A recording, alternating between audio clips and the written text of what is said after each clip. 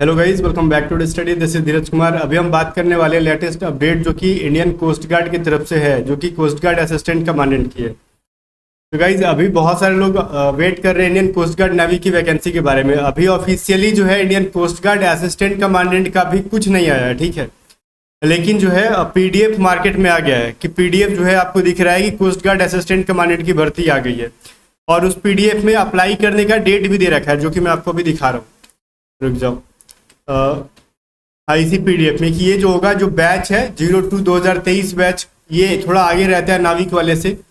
और ये जो आपका अप्लाई होगा 17 अगस्त से लेके 7 सितंबर के बीच में। तो ये जो डेट आ गया, और ये बिल्कुल भी रियल है, ठीक है। ये बिल्कुल भी फेक नहीं है, ये रियल है। आपको पता है कि जितना भी नेवी, एयरफोर्स और कोस्ट गार्ड का पहले भी देखा होगा आपने, जब अग्निवीर नहीं आया था तब की मार्केट में पीडीएफ पहले आता था और वैकेंसी ऑफिशियली बाद में आती थी। उसी प्रकार से पीडीएफ फिर से आपको पहले दिख रहा है बहुत सारी साइट्स पे, और इसकी वैकेंसी जो है आपका 17 अगस्त से ये फॉर्म अप्लाई होना शुरू हो जाएगा, श्योर है। तो ये चीज़ ठीक है। तो आप ध्यान देना अपने को, क्या कोस्ट गार्ड असिस्टेंट कमांडेंट की वैकेंसी आ गई है तो क्या नाविक की भी आएगी, ये गारंटी है? तो मैं एक चीज़ आपको दिखाता हूँ सबसे पहले, इसको कंटिन्यू करने से पहले, कि जो असिस्टेंट कमांडेंट का रिक्रूटमेंट साइकिल है वो क्या कहता है। ये कहता है कि पहला बैच जो होगा ये जनवरी फरवरी में आता है, और जो सेकेंड बैच है ये जुलाई और जून के अंदर आता है, ठीक है। और जून जुलाई के अंदर सेकेंड बैच आता है। और ये जो सेकेंड बैच ही है 02/2023, बट ये किस महीने में आया है? जून और जुलाई के अंदर नहीं आया। ये कह रहे कि अगस्त से सितंबर के बीच कराएंगे, ठीक है, जून जुलाई में। तो यहाँ पे समझ में आ रहा है लगभग 1 से 1.5 महीने आपका ये भी वैकेंसी जो है कोस्ट गार्ड का डिले चल रहा है, ठीक है। ये वैकेंसी भी कोस्ट गार्ड का डिले है। तो क्या नाविक वाला हम लोग सितंबर तक उम्मीद कर सकते हैं? तो बिल्कुल भी कर सकते हो। इसका या तो जैसे ही फॉर्म अप्लाई होना खत्म हो जाएगा तो वो नाविक का दे, या फिर बीच में भी दे सकता है, बट देगा जरूर। अब कैसे ये चीज़ कह सकते हैं दावे के साथ, तो समझ लो यहाँ पे। अभी मैंने असिस्टेंट कमांडेंट का रिक्रूटमेंट सर्कल क्या बताया, पहला बैच जनवरी फरवरी में, सेकेंड बैच जून और जुलाई में, ठीक है। किसी में भी देता है तो, बट ये 1 महीना डिले चल रहा है अभी। उसी प्रकार नाविक जो है डीबीजीडी आंतरिक का देख लो, जो पहला बैच है वो क्या देता है, वो जुलाई में देता है, ठीक है। तो ये थोड़ा उल्टा चलता है, जैसे असिस्टेंट कमांडेंट का पहला जनवरी में होता है और जो नाविक का है वो दूसरा जनवरी में होता है। तो अभी हम लोग को पहला बैच का वेट कर रहे हैं, जो हमारा 01/2023 का बैच आने वाला है, ये पहला बैच आने वाला है, ठीक है, जो कि जुलाई के अंदर आना था, बट अभी तक आया नहीं है। तो वही चीज़ कह रहे हैं ना कि पूरा जो असिस्टेंट कमांडेंट भी जिस तरीके से जुलाई वाला वैकेंसी को अगस्त में दे रखा है, तो ये दोनों चीज़ें जो है ना वो 1 महीने के गैप में थोड़ा चलती हैं। मतलब 1 महीने 20 दिन और 15 दिन के गैप में चलता है वैकेंसी। जैसे कि पिछली बार का आपको याद होगा कि पिछली बार जो नाविक का वैकेंसी आया था वो 4 जनवरी से फिल होना शुरू हुआ था, ठीक है, ध्यान से सुनो। नाविक वाला इसी बार जो आया था, मतलब 2022 में जो नाविक वाला था वो 4 जनवरी से अप्लाई हो रहा था, और वहीं पे असिस्टेंट कमांडेंट वाला वो फरवरी में अप्लाई हो रहा था। तो दोनों में 1 महीने का गैप होता है। तो इस बेसिस पे हम कह सकते हैं कि असिस्टेंट कमांडेंट का इस बार पहले आ रखा है, तो मे भी इसके बाद जो है वो नाविक वाला दे सकते हैं, ठीक है। अभी आपने देखा होगा कि कोस्ट गार्ड की ऑफिशियल वेबसाइट पर भी असिस्टेंट कमांडेंट का कोई अपडेट नहीं दिखा रहा, उस पर 01/2023 का ही दिखा रहा है, ठीक है। अभी वहाँ पे अपडेट किया नहीं गया, बट जल्द से जल्द अपडेट कर दिया जाएगा 17 तारीख से पहले, ठीक है, ताकि 17 तारीख से पहले इसको अप्लाई कर दिया जाए।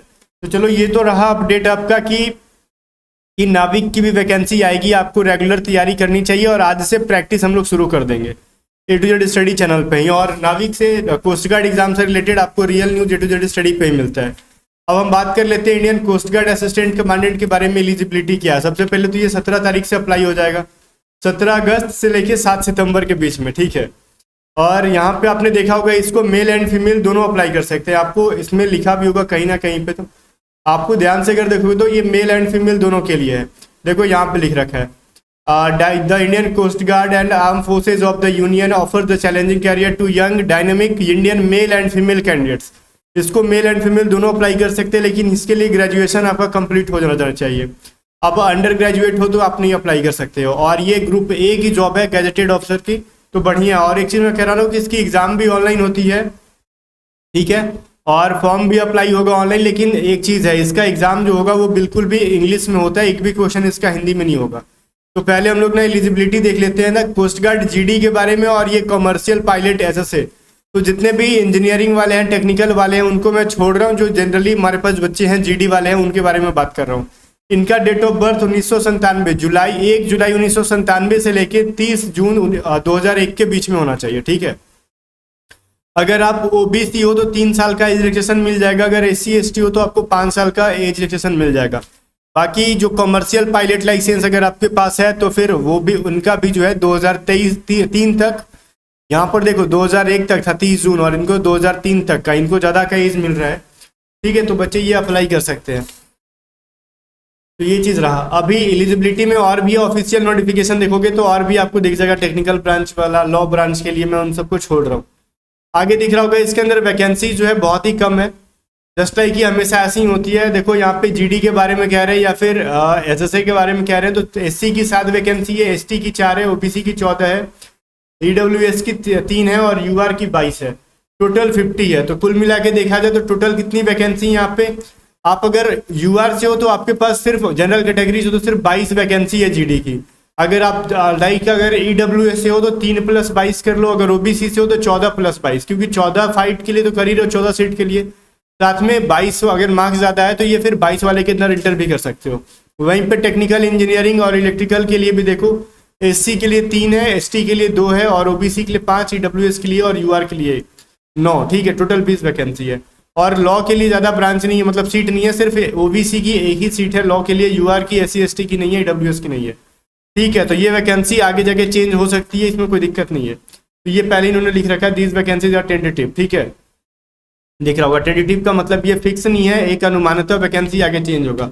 अभी इसके सिलेबस के बारे में बात कर लेते हैं। सिलेबस में क्या था मैं बता रहा हूँ आपको, इंग्लिश आएगा, रीजनिंग आएगा, मैथ आएगा और फिर आपका वही GK आ जाएगा। और मैथ के अंदर जो है आपको ये साइंस भी पूछ ली जाते हैं, तो 25-25 क्वेश्चन सबसे रहता है। और सारे क्वेश्चन जो होंगे यहाँ पे आपको जो रहेंगे इंग्लिश में रहेंगे, ठीक है। और ये टोटल 2 आवर्स का जो एग्ज़ाम हो जाएगा, तो पूरे क्वेश्चन यहाँ पे आपको जो है एग्ज़ाम देने के बाद रिजल्ट पता चलेगा कि आप पास हो कि फेल हो। आपको ये नहीं पता चलेगा कि आपने मार्क्स कितने गेन किए। जैसे कि इंडियन कोस्ट गार्ड नाविक का क्या है ना, अगर आप फेल हो जाते हो तो आपको अपना मार्क्स पता चल जाता है। उसी तरीके से ICG में भी क्या है ना, इंडियन कोस्ट गार्ड का भी वही चीज़ है, अगर जो फेल हो जाता है उसको मार्क्स पता चल जाता है और जो पास हो जाता है उसको मार्क्स नहीं पता चलता। जैसे पिछली बार मैंने भी एग्ज़ाम दिया था, मैंने एग्ज़ाम क्लियर कर लिया था तो मुझे मार्क्स पता नहीं चल पाया, फिर इंटरव्यू में अपीयर नहीं हुआ उसका, ठीक है। तो ये जो चीज़ें हैं यहाँ पे इस तरीके से देख रहे हो। इसके अलावा जितने भी लोग इसके लिए अप्लाई करना चाहते हैं, ग्रेजुएट हो तो ही अप्लाई कर पाओगे, अप्लाई कर देना। ये 17 तारीख से स्टार्ट हो जाएगा और 7 सितंबर तक एंड रहेगा, लास्ट डेट है इसका। फिर गाइस हम लोग मिलते हैं नेक्स्ट वीडियो के अंदर, तब तक के लिए बाय बाय। और जितने भी लोग इसकी तैयारी कर रहे हैं पहले कमेंट करके बोलना कि कौन कौन लोग असिस्टेंट कमांडेंट के लिए अप्लाई कर रहे हैं। और जो है ना इसकी जो है टेलीग्राम चैनल को भी ज्वाइन कर लेना, A to Z स्टडी की लिंक उसका भी डिस्क्रिप्शन में है। मिलते हैं नेक्स्ट वीडियो के अंदर, तब तक के लिए बाय बाय।